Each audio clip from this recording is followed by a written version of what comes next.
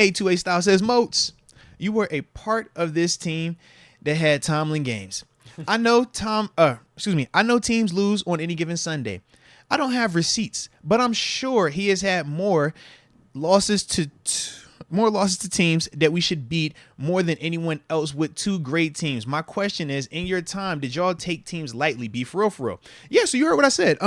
It's not that you take a team lightly, but think of it like this, man. This thing is so competitive at this level. When we tell you that literally every team has players that are good, we genuinely mean it. I think last week was a reminder for a lot of people that even 2-win teams at times have players that could come over here and start on your team with 7 wins, man. We forget that at times. So, and not as players, I'm saying as fans, as media, forget that. So that is why it is talked about as, oh yeah, y'all should blow this team out. Y'all should blow that team out. Whereas a blowout spread is 6.5 points. That's literally a touchdown difference in a game. Think about that, bro.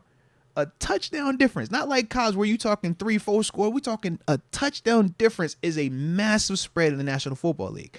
So you get into some of these games, and it's not that you take them lightly, but you're not preparing with that same edge as a dog in the corner starving with his back to the wall with nothing to do. When we had them moments, that's when you talk about going on 7-8 game runs. When you talk about putting together something foolish, 10 plus wins in a row, you're like, how do you get there?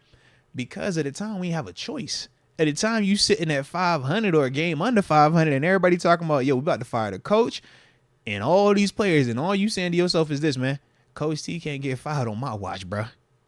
Dick LeBeau, when he said he can't get fired on my watch, man. Keith Butler, when he was the DC, he can't get fired on my watch. Joey Porter, when he was in my position, he can't get fired on my watch, man. And that's the mindset. So it's like you come into some of those games, though, and you're literally just a little relaxed, man. You still prepared, but you're not prepared with that sense of, bro, I'm scared that they might come in here and actually whoop me, bro. Because there's some teams that you talk about, we gonna talk tough. This is what you're supposed to do. But you really, the reason why you so geared up is because you low-key believe that, yo, they might could get us.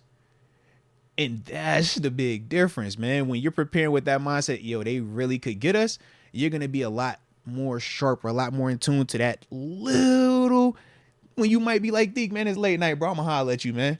When you think that team, when it was postseason time, bro, you like, nah, bro, we know what they got over there. We better, because you don't want that one play to be the difference. Whereas in them games versus the teams with 2 wins, 3 wins, you like, bro, man, we're going to be all right, bro. We're going to figure it out anyways. And that's how you get set up for them Tomlin games. But as the record has already shown, and as with Coach Tomlin's record has already shown too, it does happen, but it does not happen as frequently as it feels. Just when we look at the numbers of everything.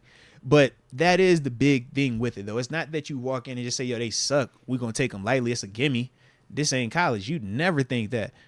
But you do just a little bit let your guard down. And that's the part where the coach is always trying to like bark at you and get in your ear. We used to talk about John Mitchell. He was the D-line coach when I was here, assistant head coach. Came from Alabama, was actually the first African-American coach on the Alabama coaching staff under Bear Bryant. So dope cat, man. But he would be the main one whenever we'd have some of these games, man. It's a bum team coming in. Man, he would come in this thing and dog cuss us out some days. You like, bro, why are you tripping today, man? And it would literally be just to let you know, like, look, I don't care what you might be reading or hearing. This is what we talking about. This is how we looking at this squad. Coach Tomlin do the same thing. We laugh like, yo, Coach Tomlin make every team sound like they about to win a Super Bowl. I've seen people in the media get mad, be like, yo, why you talk about this backup quarterback? He's somebody special. But then you go out there and have a Tomlin game. You're like, well, how'd that happen? It's like, well, dang, when he talked about him like they was God tier, y'all laughed at that man. You come in here, you sleep on him, and you get beat. Now we like, hey, what happened here? But that would be how it would be going. You know what I mean? So you would experience a lot of that, but the difference was we would win a lot more consistently. So a Tomlin loss or an occasional bad loss, which we call them bad losses. An occasional bad loss, you just had a little bit more leeway, a little bit more grace. Whereas with this team right now, they're working on building up that cachet. They're working on building up the Ben Roethlisberger legacy. Think about it. Ben didn't have that legacy when he first got here, but he earned it. He developed it, right? It didn't take him long, but he started development. And how did he develop it? By stacking wins on wins. That was our thing. Yo, are you stacking?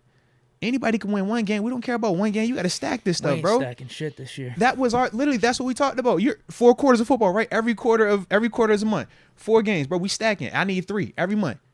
3-1 every month. 4-0. 2-2. It's a terrible month for us. If we went 1-3 in a month, bro, fire all of us. Like, that was the mindset. That was the energy with it.